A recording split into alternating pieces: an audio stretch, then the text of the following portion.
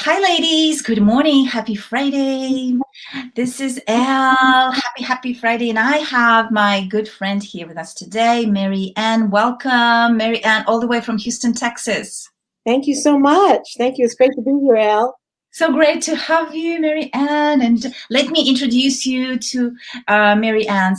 I'm actually so excited for her, and I'm so proud of her. Mary Ann showcases her talent and knowledge of the recruiting world in her current book.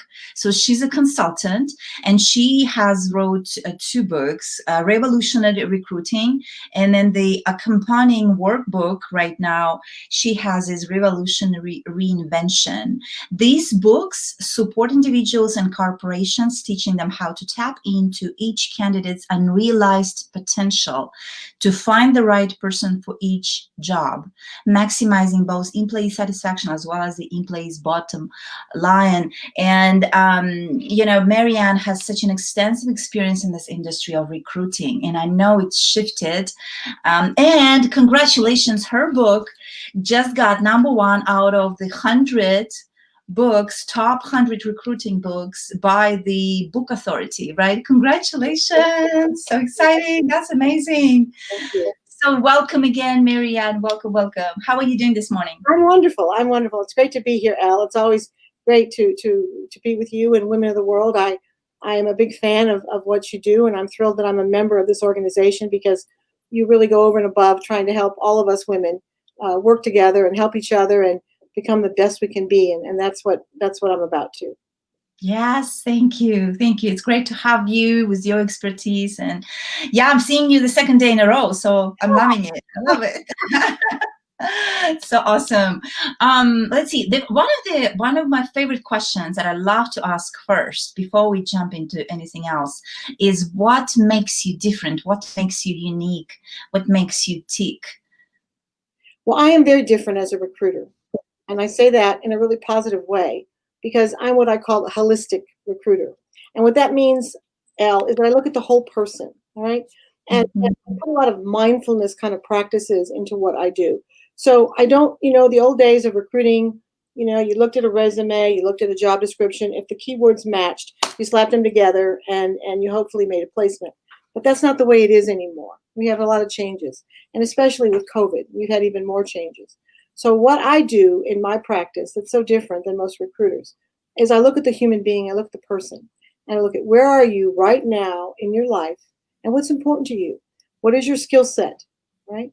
If you've been doing the same job for 10 years, but the industry you're in is not hiring, how are we going to take that skill set and transfer it into something where there is a demand? And that's what I do that's different, all right? So I'm much more of a recruiter that integrates your mindfulness kinds of things and looks at the whole person, which I call holistically. So that's how I'm different. And I think it works really well. One of my really big claim to fame is retention with clients. And I think that is because I take into account the person and who they are. Because if we have the right person for a job or potentially for the job, and we match the person's personality with the company's culture and mindset, there's a lot more likelihood they're going to stay because there's a fit. But if we have somebody with exact experience, but their personality and mindfulness practices do not fit at all with this company, the person's not going to like going to work every day. Because at the end of the day, isn't life about relationships? You have to learn how to work with people. You have to like the people you work with. Now, we got to be prudent, and we have to be realistic. We can't be in la la land. So we can't have deja vu here. We can't have everything wonderful. There's always a challenge in the work world, but we can make a better match if we understand what's important to you in your work environment. And for that reason, the placements that I make seem to last, and people stay a long time. So it's a little different way. And then sometimes I look at somebody, their background might not be exactly perfect for the job I have, but they have the passion for the job. They have the determination for the job. They want to learn the job. Someone like that's going to go in and sometimes, and a lot of times, work better than someone who has exact experience, but they're kind of burnt out on it. So we look at everything, and that's what I do. but so different. Yeah, I love that. I love that. Holistic recruiting, I love that. That's awesome. It's a beautiful concept, and I completely agree. It's the whole world is shifting, and we all. I don't know much about the industry, of course, but yeah, it's so true, so true. Used to be in a corporate world before, so I can definitely resonate with what you mean, how it used to be, for sure. So let's talk about your book. I wanna talk a little bit more about your book. Right now, of course, last year we showed that it's been such an interesting year, challenges for a lot of us, for a lot of people, discoveries for a lot of people, right? A lot of people lost jobs. Now, those who lost jobs and looking, shifting, transitioning, what can they get from your book? The book goes through and asks a lot of questions. I have a 5-step method that I call a Faremouth method. And I go through each one of the methods in each chapter, and I discuss the method, and then I ask you questions for you to really look at who you are right now on paper. Sometimes when we do an inventory of our skills and who we are, and then we look at it, we can understand where we need to go easier than if we don't do that. So this is like an inventory of who you are. Where are you right now? What is your skill set? Where might it fit? And it's a workbook, so it asks a lot of questions, and it goes back to where you've been successful, where you haven't, which bosses you liked, which ones you didn't. It asks a lot of questions to help you identify where you are right now. What are those variables that are important, and how are we going to use those going forward to find the right fit? For example, I had a guy the other day, 10 years in supply chain, but a particular industry, oil pipeline industry. And, we placed him in a position that was more for, working with construction and structural. I mean, pipe is pipe, but it was a different kind of product. And the skills are easily transferable, but you have to know how to present it. And that's what this book does. It helps you present your skill set in a way that's to your advantage. And also, years ago, Elle, we talked about this briefly yesterday. When you went on an interview, it was important that you talked about how wonderful you were. Look at my skills. Look at the degree I have. Look at my experience. But now people want to know, what are you going to bring to us? Why, our situation here isn't optimal. It's challenged too. All right. People have been suffering with this pandemic in companies too. So people want to know now, what do you have that you're going to bring to us that's going to affect my bottom line? Because if all you talk about is how wonderful you are, that's great, but that doesn't help me know why I should hire you. So everything has changed, and this book goes through how to present that in the most advantageous way. And I think people are, getting jobs at a higher ratio that have worked with the Faremouth method in my book, because it's what's going on now in the new work world, and it's different. It's totally different. Wow. Very interesting. Very interesting. Yeah. We're going to post in the comments, by the way, we're going to post a link to Mary Ann's book. Share, comment, review. Please leave your reviews on her book as well. But yeah, I think it will be such an amazing resource for a lot of people who are looking, who are shifting, transitioning, they need some new, the attitude and the interview, and yeah, so it's interesting to watch, right?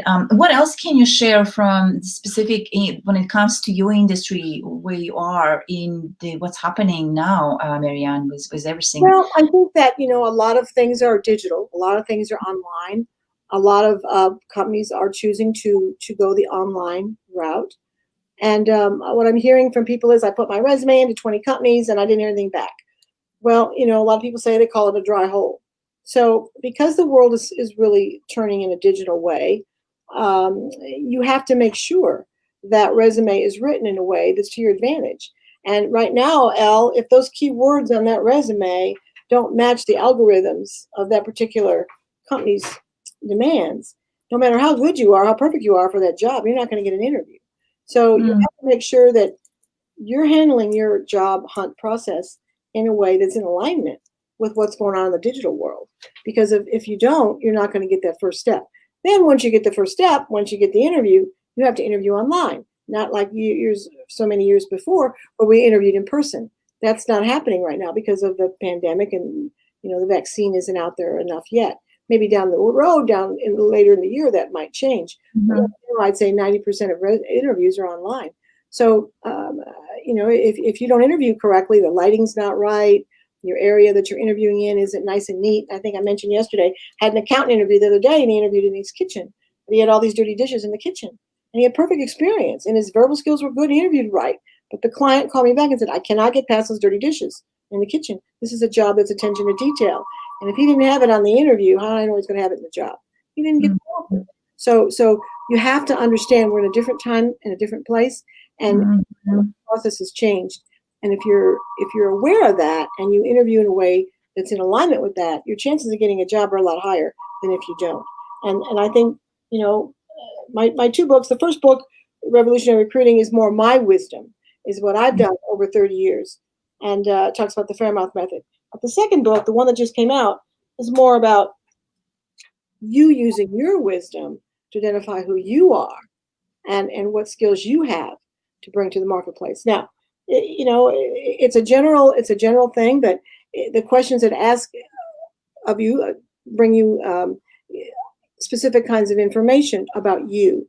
And then if we need to, visit after that, if you need more one-on-one, I am available for consulting. But the book does have it as a roadmap, really, to help you in this new work world. And it's very different. And people are really, challenged, and there's a lot of anxiety right now. And unfortunately, there's a lot more candidates looking than there are jobs. But you have to be creative. You have to know where to look. And the most important thing of all, I think, is our mindset. We have to be positive, right?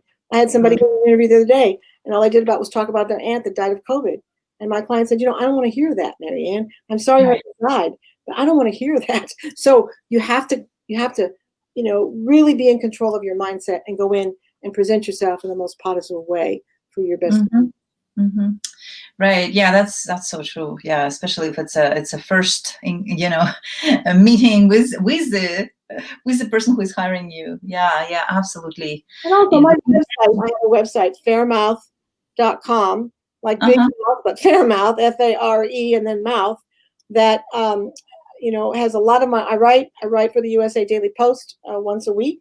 There's a lot of my articles on there. I do a podcast for US radio once a month. And so on my website, there's a lot of tips, how to interview, what to say, what not to say. And then in these podcasts and the articles, I also give a lot of tips. So my website also is a resource. But the book really personalizes it for your particular situation. And the answers you get to these questions really can help you narrow down what's best for you. So it's a new work world. There are jobs out there. We will recover from this pandemic.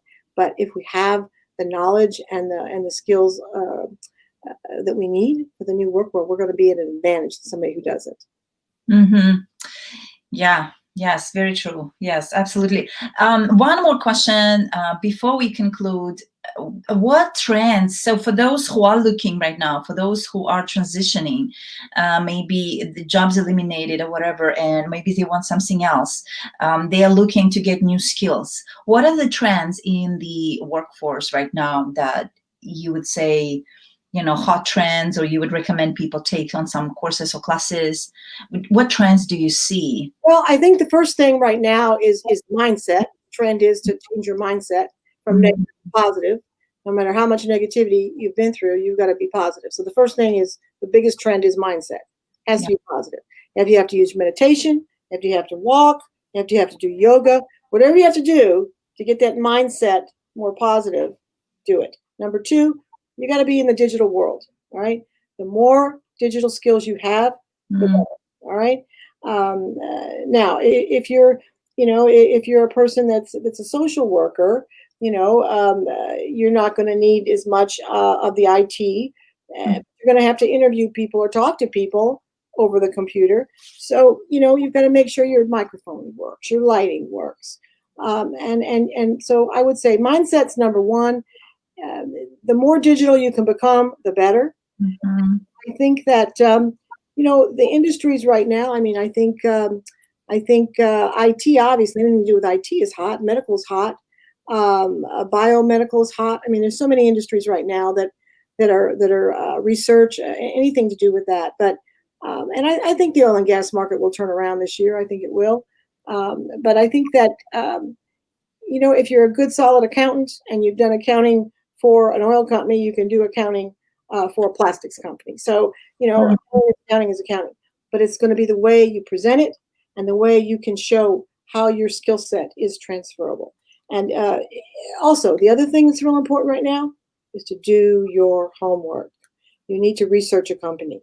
You need to know where they've been the last 5 years. You need to know what their tagline is. You need to know what their mission statement is. So when you go into interview, you come across intelligent, that you've taken the time to really understand the company and go the extra mile.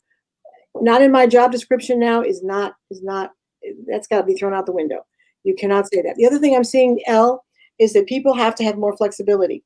All right, I have yesterday I talked to. He used to have a sales assistant, an inside salesperson, and a salesperson. Now he's just got the salesperson, and the salesperson has to do it all. So if you don't come across with a flexible attitude, that's it too. Flexible attitude. If you don't come across it, you know what? Whatever it takes, I'm going to help you. I'm going to be there to do it. And if I don't know how to do this, I'm going to learn it. All right. That's what it's taken right now. Okay. So in some ways, it's not about me anymore. It's about we. How can we all work together, and how can I be advantageous to you so that we can all benefit from hiring me? So I think it's a whole new mindset. But I think the mindset, the digital, the flexibility, and really letting somebody know that you have the passion and interest about their company. I think that's more important than ever before. Yeah, that win-win situation. Yeah, win-win mindset. That's great. Yeah, absolutely. Well, this was great. This was so awesome. Thank you so much, Mary Ann, for sharing all your expertise, and congratulations on the book again. We will again post the link in the comments. We'll post how to connect with Mary Ann. She's in Houston, based in Houston, Texas. Yeah, anything you want to add in conclusion? All I want to say is I just think that, I think in some ways, the saying, it's darkest before the dawn, is relevant. And that is, we all might have been through a tough time right now with this pandemic. But I think in some ways, it's opened up our eyes to things that are really important. And I think that, being accomplished and achievement-oriented and successful, that's all very important. But at the end of the day, it's really about relationships. And I think if the pandemic's taught us anything, it's taught us how important those relationships are, and that it is about team playing. It's about what can I do, to contribute to you as well as you're going to help me. So I think that in some ways this pandemic has been a blessing and taught us about relationships and helping each other more than before. Don't you think so, Elle? I agree. I know it's been a blessing for me too. Yeah, because it's a lot of rediscovery and a lot of it's been good. And also I think and I got to bring this up, Elle. Elle and I met at Toastmasters. We were both directors, and we had to give this big contest at this huge place. There was a lot of pressure on us. But we work together. But I think that organizations like Toastmasters really help you present yourself in a way that's so much better and advantageous to being successful in every area of life, whether it's personal or professional. So if you're really afraid of how to present yourself, don't be afraid to check into Toastmasters, because the relationships I made from that group, the speaking tools I learned, the presentation skills I learned, really have helped me in every area of my life. So I think the other thing right now is we're going to have to be creative and look outside the box for things to help us improve as a human being and a professional. So the more things you can do like that, the better you'll be. Yeah. You think so, Elle? I agree. Yeah, Toastmasters is a great organization. Yes, learned everything, a lot of things from it. Communication, there is a whole leadership side of it. Yes, definitely. And I absolutely agree with you. And personal growth is one of the pillars in our organization, right? So I think it's so important. Yeah, continuous, never ending growth. improvement step by step. But thank you so much again. It's great to see you always. Happy Friday, Mary Ann, and I hope when I get to Houston. Yes, come to Houston. Yes. Okay. Yes. And then, yes, have everyone have a great weekend. Have a happy Friday. Have a great Friday, ladies. And we'll talk to you soon. Okay. Bye. Thank you. Bye, Elle. Thank you so much.